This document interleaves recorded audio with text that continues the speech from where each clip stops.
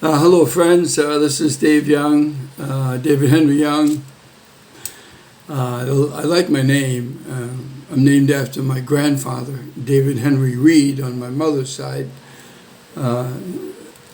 He was, I never met him. He died before I was born, and he was a large grocer in the old Haymarket Square of Boston. He had a huge market. He used to send milk all the way to Maine, and bread. I mean, he was there during the crash, the 29 to 33 crash in America. He had a good business. He fed a lot of people. And once I was over at one of my aunt's house. My mother's comes from 5 girls. My grandfather, who I'm named after, he had 5 girls, and the youngest was this gal, my Aunt Penny, and I was over there visiting the day before Thanksgiving. One time I was 12 years old, and I was helping her for the putting together all the preparations for a 20-pound turkey day the next day on Thanksgiving. We probably had 40 people coming in from all parts of the family. It was great. Anyway, I asked Aunt Penny, what was your dad like? Grandpa Reed. I mean, I'm named after him, and I'm wondering, what was he like? And she turned. She had a smock on, and she had knife and utensils cutting. She turned, and you could see she was taking a break, and she kind of looked at me like this and put a knife down and looked me right in the eye, and she said, "Well, you look like him, you talk like him, you walk like him, and when you get real happy, you laugh like him. I see my dad in you all the time." I mean, the influence, her whole spirit was, she was happy, remembering, and it's a neat little thing. You never get to meet the guy you're named after. In this case, my grandfather, and only one of my father's father. I met him a couple of times, but in this case, I just remember it. I wanted to share it. God gives these moments in each of our lives that's really personal, and it can be very public on top of it, or not. And it's and as I grew up, in the first jobs I had up until maybe 25, 26 years old, I worked in grocery stores. I knew all about being a grocer. I mean, I worked everywhere except cutting meat. And it's go figure. I mean, and I really loved it. So it's like my grandfather's blood and all that kind of thing. The life of the flesh is in the blood. I'm like my grandpa. And it's just cool. I just wanted to share that. So fast forward from 12 to 26 years, 14 years later, I'm saved now. I'm born again. I grew up a Catholic. I got radically transformed in a lot of ways when I was in a very small Pentecostal church after the war. I'm a Vietnam vet, and had some pretty dark times from 1970 when I got out to when I got saved, in a very small Pentecostal church after a couple of Bible studies in north of Boston. I'm from Quincy, which is 12 miles, 15 miles south from where this church was, and it was just radically different fun. But the Holy Spirit was moving, and this is all new, and just a vibrant, young, small Pentecostal church where God was moving.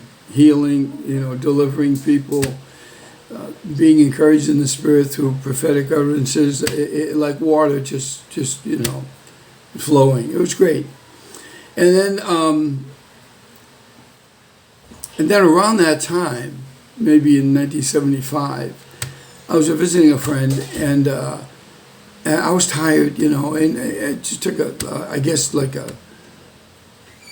a small nap. I didn't ask to take a nap. I'm just sitting on the couch, and I was alone, and just next thing I know, I see the greenest grass I've ever seen in my life. And I love grass, and I know a lot about grass. And this stuff was like, I've never seen a green like that. It was like shimmering and yet almost normal to every senses that I had, but it was alive. And I started walking toward, it was a hillside that was right in front of me, and I started to walk toward it. And I was aware there was an angel next to me. I didn't see him, but I knew he was there. And I started walking, negotiating the hill, walking up the hill, and I was aware that the grass blades were aware that my foot was crushing them, and they were lovingly receiving my weight.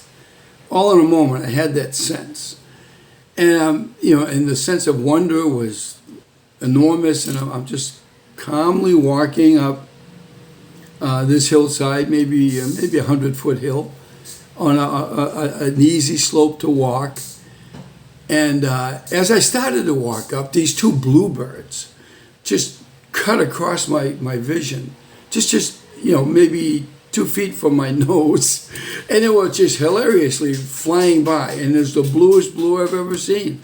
It was just, and I'm walking up the hill, and then I see some more hills, and I'm walking, it's just a nice walk on some hills, all beautiful green, this grass, and going up another hill. I remember hearing a sound, and I turned my head, and way, way, way, way in the distance, and yet it was like probably miles down, but everything's so clear I could see it.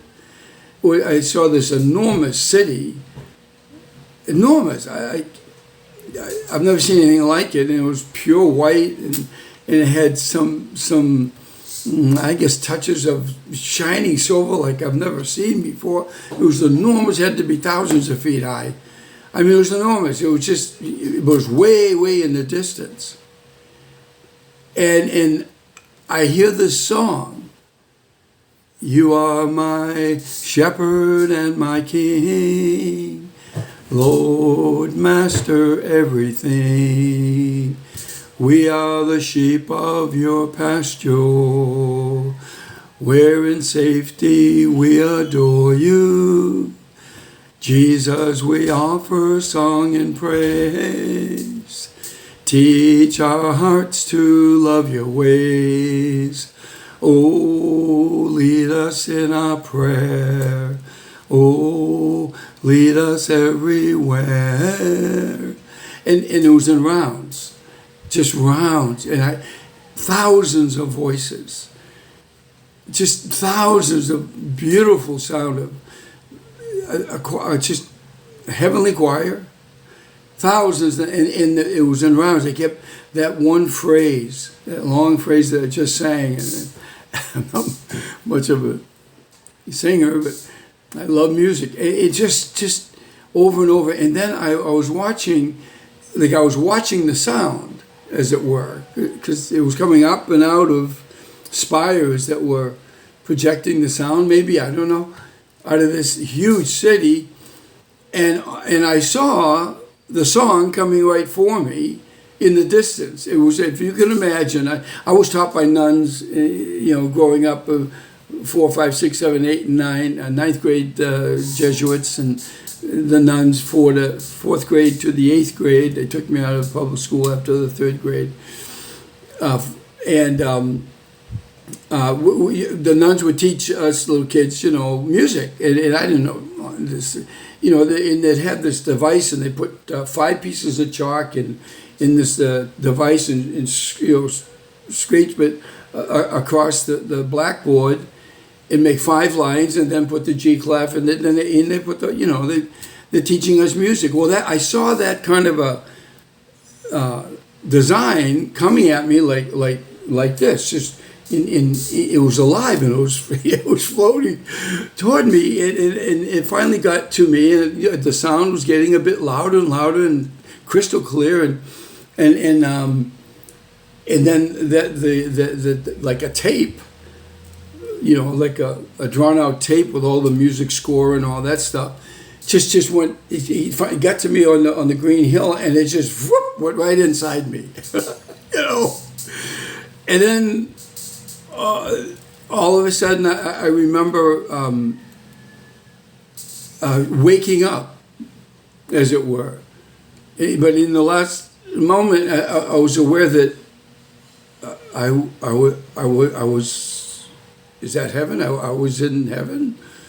And I woke up and I'm singing the song, singing it over and over. And I'm in a church in New Jersey, and I happened to made good friends. The first friend I made happened to be the song minister in a small group, maybe 90 people, and so I called him on the phone and met him later in the day, and I kept singing the song over and over, you know, and went over to Joel's house, and he got a piano in the house. I'd never been in his house, and it was a row house in Trenton, New Jersey.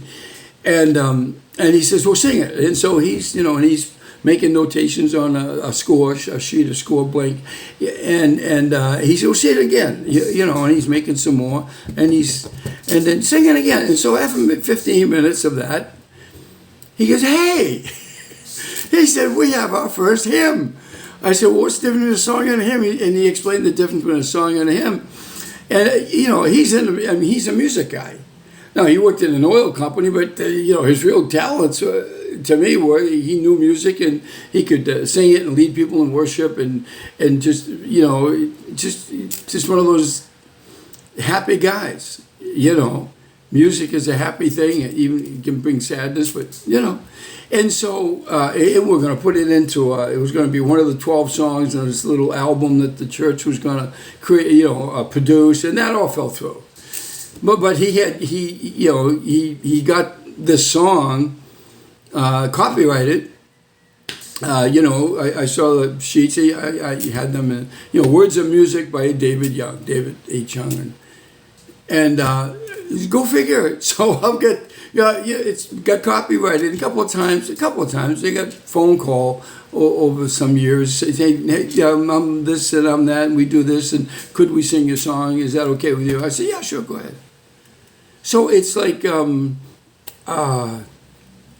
I just wanted to share that God gives each of us something that just enlivens us.